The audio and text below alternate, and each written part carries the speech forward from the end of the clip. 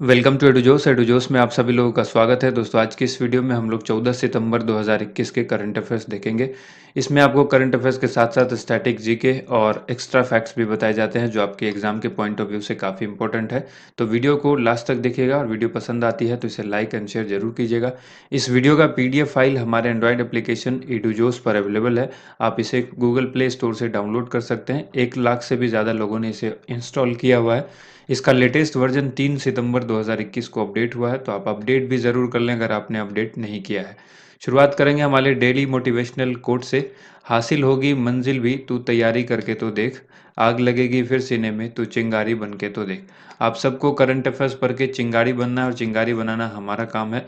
तो चलिए स्टार्ट करते हैं। सबसे पहले आप सबसे रिक्वेस्ट करेंगे चैनल को सब्सक्राइब जरूर कर लें अगर आपने अब तक सब्सक्राइब नहीं किया है, और बेल आइकन को प्रेस कर इसे एक्टिवेट कर लें ताकि हर वीडियो का जो नोटिफिकेशन है वो आपको सबसे पहले मिल सके। वीडियो पसंद आती है तो इसे लाइक एंड शेयर जरूर किया कीजिएगा। कल जो हमने चिंगारी प्रश्न पूछा था उसका उत्तर देख लेते हैं। हाल ही में किसे आर्थिक विकास संस्थान the institute of economic growth का अध्यक्ष नियुक्त किया गया है? इस क्वेश्चन का आंसर क्या होगा? एन के सिंह, ऑप्शन नंबर बी। अब आज के प्रश्न देख लीजिए। प्रतिवर्ष भारत में हिंदी दिवस कब मनाया जाता है? भारत में पूछा गया है, इसलिए कंफ्यूज नहीं होना है। हिंदी दिवस की आप सभी को शुभकामनाएं, ये सब का आपको मालूम है। भारत में जो हिंदी दिवस मनाया जाता है वो कब मनाया जाता है? आज ही के दिन 14 सितंबर को मनाया जाता है, इसीलिए हमने आपको हिंदी दिवस की शुभकामनाएं कही। ठीक है। तो भारत में हिंदी दिवस कब मनाया जाएगा? 14 सितंबर को। एक और चीज इससे रिलेटेड आप याद रखिएगा, हर वर्ष 10 जनवरी को जो है विश्व हिंदी दिवस मनाया जाता है। देखिए यहाँ पर याद रखिएगा, भारत में हर साल 14 सितंबर को हिंदी दिवस मनाया जाता है। इस दिवस पर हिंदी भाषा के उत्थान तथा विकास के लिए गोष्ठी आदि आयोजित की जाती है। इसका मुख्य उद्देश्य देश में लोगों को हिंदी के प्रति जागरूक करना। पहला आधिकारिक हिंदी दिवस 14 सितंबर 1953 को मनाया गया था। कब मनाया गया था? 1953 में 14 सितंबर को पहली बार जो है आधिकारिक हिंदी दिवस मनाया गया था। इम्पोर्टेंट फैक्ट में याद रखिएगा, भारतीय संविधान की 8वीं अनुसूची में भारत की भाषाओं से संबंधित उल्लेख किया गया है। इस अनुसूची में 22 भारतीय भाषाओं को शामिल किया गया है। हर वर्ष 10 जनवरी को विश्व हिंदी दिवस मनाया जाता है। ये सवाल कई बार एग्जाम में पूछा जा चुका है, तो काफ़ी इंपॉर्टेंट है एग्जाम के पॉइंट ऑफ व्यू से। वेरी वेरी इंपॉर्टेंट क्वेश्चन है। विश्व हिंदी दिवस 10 जनवरी को, और भारत में हिंदी दिवस कब? 14 सितंबर को। 21 फरवरी को अंतर्राष्ट्रीय मातृभाषा दिवस के रूप में भी मनाया जाता है। ये भी एक इम्पॉर्टेंट पॉइंट है, इसको भी याद रखिएगा। नेक्स्ट क्वेश्चन है, हाल ही में किसने उपन्यास पिरानेसी के लिए फिक्शन 2021 का महिला पुरस्कार जीता है? पिरानेसी ये एक उपन्यास है, और इसके लेखक भी पूछ मतलब इस उपन्यास को किसने लिखा ये भी पूछा जा सकता है। तो आप इसको याद रखिएगा अच्छी तरह से। ये फिक्शन 2021 का महिला पुरस्कार इस उपन्यास के लिए मिला है। तो ये किसको मिला है? आंसर हो जाएगा सुजैन क्लार्क को मिला है। ऑप्शन ए करेक्ट आंसर है, सुजैन क्लार्क। ठीक है। लेखिका सुजैन क्लार्क ने अपने उपन्यास पिरानेसी के लिए फिक्शन 2021 के लिए महिला पुरस्कार जीता है। ब्रिटिश लेखक का पहला उपन्यास जोनाथन स्ट्रेंज एंड मिस्टर नॉरेल 2004 में प्रकाशित हुआ था। करंट अफेयर्स रिवीजन में याद रखिएगा, डेविड डियोप अंग्रेजी में अनुवादित उनके पहले उपन्यास at night all blood is black के साथ अनुवादित फिक्शन के लिए अंतर्राष्ट्रीय बुकर पुरस्कार जीतने वाले पहले फ्रांसीसी उपन्यासकार बन गए हैं। और हाल ही में मलयालम के प्रसिद्ध कवि और ज्ञानपीठ पुरस्कार विजेता अक्कितम अच्युतम नंबूदरी का निधन हो गया है। बहुत ही इंपॉर्टेंट सवाल है, इससे रिलेट करके आपसे पूछा जा सकता है। ये जो है ज्ञानपीठ पुरस्कार किसको मिला था जिसका हाल ही में निधन हो गया? याद रखिएगा, अक्कितम अच्युतम नंबूदरी। उन्हें वर्ष 2019 में ज्ञानपीठ पुरस्कार जो है वो प्रदान किया गया था। 2019 के लिए प्रदान किया गया था। अगला यहाँ पर देखिए, हाल ही में यूएस ओपन 2021 का पुरुष एकल का खिताब किसने जीता है? बहुत ही अच्छा सवाल है और एग्जाम में पूछा जाने वाला ये सवाल है। तो हाल ही में, क्योंकि यूएस ओपन हो, विंबलडन हो, इससे लेकर सवाल पूछे जाते हैं। यूएस ओपन 2021 का पुरुष एकल का खिताब जीता है डैनियल मेदवेदेव ने। Option number D correct answer हो जाएगा। यहाँ पर आपको याद रखना है कि रूस के खिलाड़ी हैं ये डैनियल मेदवेदेव। इन्होंने सर्बिया के खिलाड़ी नोवाक जोकोविच को हराया है यूएस ओपन 2021 के फाइनल में। ठीक है। और हराने के बाद इनके करियर का जो है ये पहला ग्रैंड स्लैम खिताब है और इन्होंने जीत लिया है। डैनियल मेदवेदेव के करियर का ये पहला ग्रैंड स्लैम खिताब है। ब्रिटेन के जो सैलिसबरी और अमेरिका के राम ने यूएस ओपन मेंस डबल का खिताब जीता है। ये भी आप याद रखिएगा। ब्रिटेन के जो सैलिसबरी और अमेरिका के राजीव राम, इन्होंने मिलकर के जो है संयुक्त रूप से यूएस मेंस ओपन डबल्स का खिताब जो है वो जीता है। करंट अफेयर्स रिवीजन में याद रखिएगा, ब्रिटेन की 18 वर्षीय एम्मा रादुकानू ने कनाडा की लीला फर्नांडिस को हराकर यूएस ओपन 2021 का महिला एकल खिताब जीता है। इंपॉर्टेंट फैक्ट याद रखिएगा, यूएस ओपन जो है वो हार्ड कोर्ट पर खेला जाता है। ये सवाल पूछा गया है कई बार एसएससी के एग्जाम में कि यूएस ओपन जो है वो किस कोर्ट पर खेला जाता है, कहाँ पर खेला जाता है, तो हार्ड कोर्ट पर खेला जाता है। ठीक है। और यहाँ पर इसकी शुरुआत की बात करें तो 1881 में इसकी शुरुआत की गई थी। अगला सवाल देखने से पहले यहाँ पर grand slam tournament 2021, grand slam tournament 2021 में विजेता कौन कौन रहे वो एक बार देख लीजिए। ऑस्ट्रेलियन ओपन 2021 हार्ड कोर्ट पर खेला जाता है और इसमें महिला पुरुष एकल के खिताब जो है वो अलग अलग आपको याद रखना है। महिला एकल का खिताब जापान की नाओमी ओसाका ने जीता। पुरुष एकल का खिताब सर्बिया के नोवाक जोकोविच ने जीता। फ्रेंच ओपन 2021 क्ले कोर्ट पर खेला जाता है और इसमें महिला एकल का खिताब चेक गणराज्य की बारबोरा क्रेजिकोवा ने जीता और पुरुष एकल का खिताब सर्बिया के नोवाक जोकोविच ने जीता। तीनों में देखेंगे आप, जो पुरुष एकल का खिताब है वो सर्बिया के नोवाक जोकोविच ने जीता है। विंबलडन ओपन 2021 की बात करें, ग्रास कोर्ट पर खेला जाता है। महिला एकल का खिताब ऑस्ट्रेलिया की एस्ले बार्टी ने जीता है और पुरुष एकल का खिताब सर्बिया के नोवाक जोकोविच ने जीता है। ठीक है। कल की करंट अफेयर्स में इसी चीज़ में थोड़ी सी जो है वो त्रुटि थी, उसको यहाँ पर आप सुधार लीजिएगा कि ये वाला जो पोर्शन है वो यहाँ आ गया था और ये वाला यहाँ पर टाइपिंग में आ गया था। तो हमने उसको कमेंट सेक्शन में पिन भी कर दिया है, आप उसको एक बार देख लीजिएगा। तो कल वाले में जो त्रुटि है उसको आज ठीक कर दिया गया है। महिला एकल का खिताब अगर फ्रेंच ओपन में पूछे तो चेक गणराज्य की बारबोरा क्रेजिकोवा, और महिला एकल का खिताब अगर विंबलडन ओपन में पूछा जाता है ऑस्ट्रेलिया की एस्ले बार्टी। ठीक है। अब बढ़ते हैं अगले सवाल की तरफ। भारत की सबसे बड़ी ओपन एयर फर्नरी का उद्घाटन कहाँ पर किया गया है? ये ओपन एयर फर्नरी जो है इसका उद्घाटन उत्तराखंड में किया गया है, तो ऑप्शन बी यहाँ पर करेक्ट आंसर है। यहाँ पर याद रखिएगा, रानीखेत फर्नरी में फर्न प्रजातियों का सबसे बड़ा संग्रह है, जो केवल Jawaharlal Nehru tropical botanical garden and research institute Thiruvananthapuram के बाद दूसरे स्थान पर है। फर्न का मतलब यहाँ पर है गैर फूलों वाले पौधे। वे आमतौर पर बीजाणु का उत्पादन करके प्रजनन करते हैं। वे पूरी तरह से विकसित संवहनी प्रणाली वाले पहले पौधे हैं। करंट अफेयर्स रिवीजन में याद रखिएगा, हाल ही में देहरादून जिले में भारत का पहला क्रिप्टोगैमिक गार्डन का उद्घाटन किया गया है। भारत का पहला वन चिकित्सा केंद्र उत्तराखंड के रानीखेत में शुरू हुआ है। कहाँ पर हुआ है? रानीखेत में शुरू हुआ है। अगला सवाल है, हाल ही में मोरक्को के नए प्रधानमंत्री के रूप में किसे नामित किया गया है? मोरक्को के नए प्रधानमंत्री बने हैं Aziz Akhannouch. Option number B correct answer होगा। यहाँ पर आपको याद रखना है, मोरक्को के राजा मोहम्मद सिक्स के द्वारा अजीज अखानोच को मोरक्को के नए प्रधानमंत्री यानी प्राइम मिनिस्टर के रूप में नामित किया गया है। यह मोरक्को के बारे में जान लीजिएगा, यह उत्तरी अमेरिका के मागरेब क्षेत्र में स्थित उत्तर पश्चिम देश है। यह भूमध्य सागर, अल्जीरिया, पश्चिम सहारा और अटलांटिक महासागर के साथ एक सीमा साझा करता है। स्टैटिक जीके में याद रखिएगा, जिब्राल्टर जल संधि मोरक्को और स्पेन के बीच में है। यह पूर्व में भूमध्य सागर को पश्चिम में अटलांटिक महासागर से जोड़ती है। पूर्व में भूमध्य सागर को पश्चिम में अटलांटिक महासागर से जोड़ती है। करंट अफेयर्स रिवीजन में याद रखिएगा, हाल ही में नजीब मिकाती को लेबनान का नया प्राइम मिनिस्टर बनाया गया। हाल ही में इस्माइल साबरी याकूब को मलेशिया का नया प्राइम मिनिस्टर बनाया गया और मुल्ला मोहम्मद हसन आखुंद को अफगानिस्तान का नया प्राइम मिनिस्टर बनाया गया है।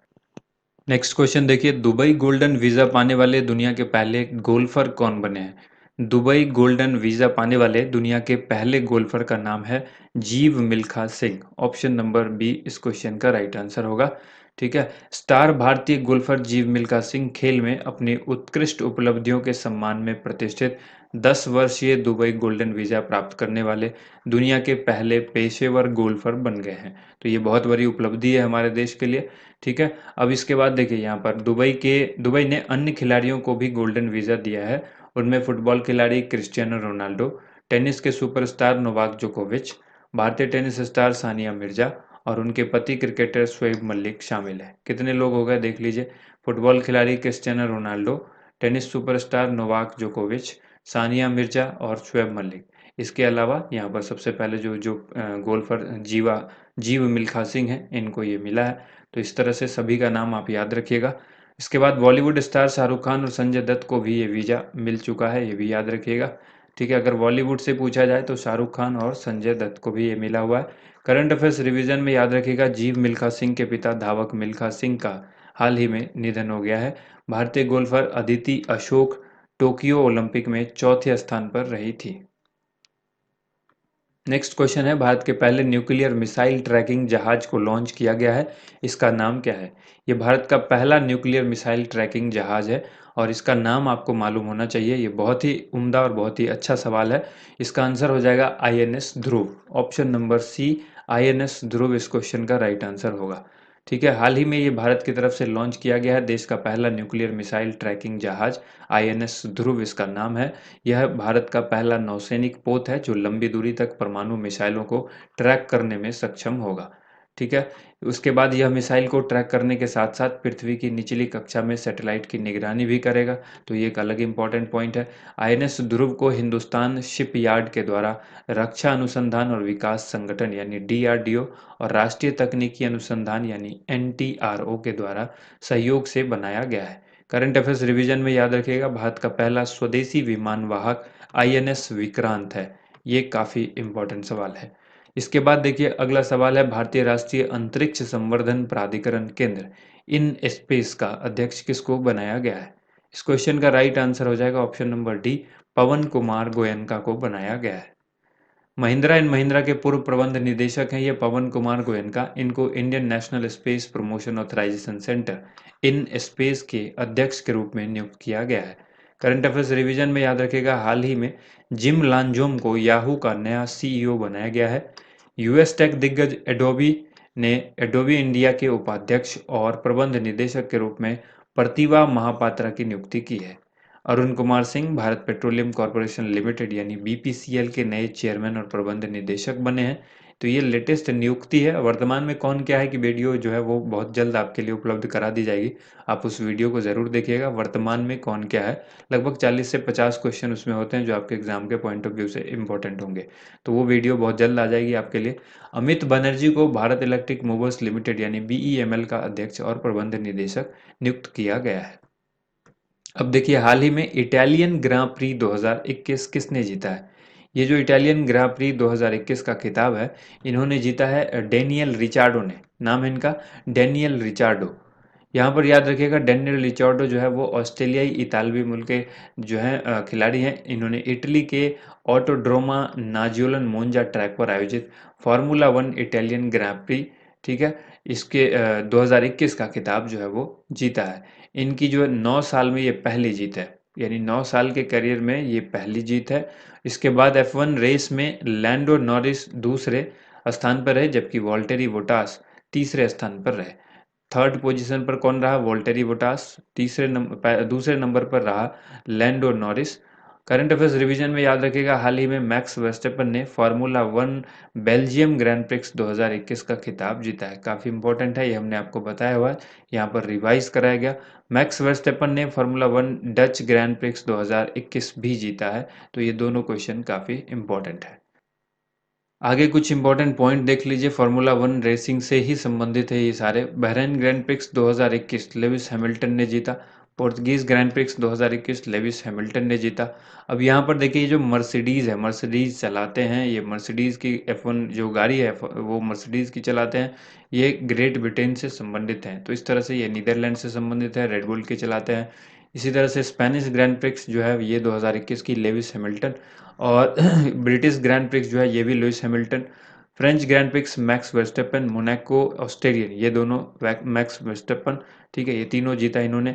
अजरबैजान ग्रैंड प्रिक्स ये जीता है सर्जियो पेरेज ने, और हंगेरियन ग्रैंड प्रिक्स स्टेबन ओकोन ने जीता है रिनॉल्ट के लिए, और ये रेडबुल यानी मेक्सिको के खिलाड़ी हैं, ये फ्रांस के। ठीक है, तो ये किसके किसके लिए खेलते हैं ये अच्छी तरह से आपको याद रखना है, और किसने किसने जीता। एक बार चाहें तो आप इसका स्क्रीनशॉट लेते हैं, हालांकि ले सकते हैं, हालांकि इसका जो PDF फाइल है वो हमारे एंड्रॉयड एप्लीकेशन पर अवेलेबल है, आप वहाँ से डाउनलोड कर सकते हैं। अब यहाँ पर देखिए अगला जो है, हाल ही में पिरामल रियल्टी ने किसे अपना ब्रांड एम्बेसडर बनाया? पिरामल रियल्टी ने अपना ब्रांड एम्बेसडर किसको बनाया है? आंसर हो जाएगा राहुल द्रविड़ को। ऑप्शन नंबर बी इस क्वेश्चन का राइट आंसर होगा। हाल ही में पीरामल समूह की रियल एस्टेट इकाई पीरामल रियल्टी ने भारतीय क्रिकेट टीम के पूर्व कप्तान राहुल द्रविड़ को अपना ब्रांड एम्बेसडर बनाया है। करंट अफेयर्स रिवीजन में याद रखिएगा, टाटा एआईए लाइफ इंश्योरेंस ने ओलंपिक में गोल्ड जीतने वाली एथलीट नीरज चोपड़ा को अपना ब्रांड एम्बेसडर बनाया था। लवलीना बोरगोहेन को असम में समग्र शिक्षा अभियान का ब्रांड एम्बेसडर बनाया गया है। राजकुमार राव को कैशिफाई का पहला ब्रांड एम्बेसडर बनाया गया।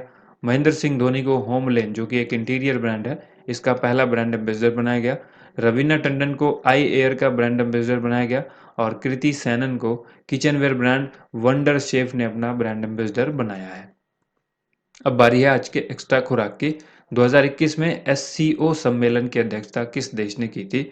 2021 में G20 सम्मेलन की अध्यक्षता किस देश ने की? 2021 में G7 सम्मेलन की अध्यक्षता किस देश ने की? 2021 में आसियान सम्मेलन की अध्यक्षता किसने की? और 2021 में ब्रिक्स सम्मेलन की अध्यक्षता किस देश ने की? तो ये सभी देश की अध्यक्षता जो है, ये सभी सम्मेलन, यहाँ पर 5 सम्मेलन दिए गए। इसमें किसकी अध्यक्षता किस देश ने की, एक-एक करके हम लोग इसका आंसर देख लेते हैं। पहला देखिए एससीओ सम्मेलन, ठीक है, जिसको हम लोग शंघाई कोऑपरेशन ऑर्गेनाइजेशन कहते हैं। तो ये जो सम्मेलन है, ये सम्मेलन की अध्यक्षता जो है तजाकिस्तान ने की थी। किसने की थी? तजाकिस्तान ने की। इसके बाद देखिए अगला क्वेश्चन जो है वो है G20 सम्मेलन, इसकी अध्यक्षता की है इटली ने। किसने की है? इटली ने। और G7 की अध्यक्षता जो है वो किस देश ने की है? ये की है इंग्लैंड ने। इंग्लैंड ने की। उसके बाद है आसियान सम्मेलन, इसकी अध्यक्षता ब्रुनेई ने की है। ब्रुनेई ने की। इसके बाद देखिए अगला जो है वो है ब्रिक्स सम्मेलन जो है 2021 वाला, इसकी अध्यक्षता किसने की? तो ये की है भारत ने। ठीक है, तो पांचों सवाल यहाँ पर हमने देख लिया। अब बारी है आज के चिंगारी प्रश्न की, जिसका आंसर आप सभी को कमेंट बॉक्स में लिखना है। Zoological survey of India ZSI की निदेशक के रूप में नियुक्त होने वाली पहली महिला कौन बनी है? यानी जूलॉजिकल सर्वे ऑफ इंडिया की पहली महिला निदेशक किसको बनाया गया है? चार ऑप्शंस हैं, रेखा मेनन, धृति बनर्जी, राजेश्वरी बघेल, भावना बनर्जी। इस क्वेश्चन का राइट आंसर आप सभी को कमेंट बॉक्स में लिखना है। उम्मीद करते हैं आप सबको वीडियो पसंद आई होगी। वीडियो को ज़्यादा से ज़्यादा लाइक एंड शेयर कीजिएगा। Thank you so much. आप सभी लोगों का वीडियो देखने के लिए बहुत बहुत धन्यवाद।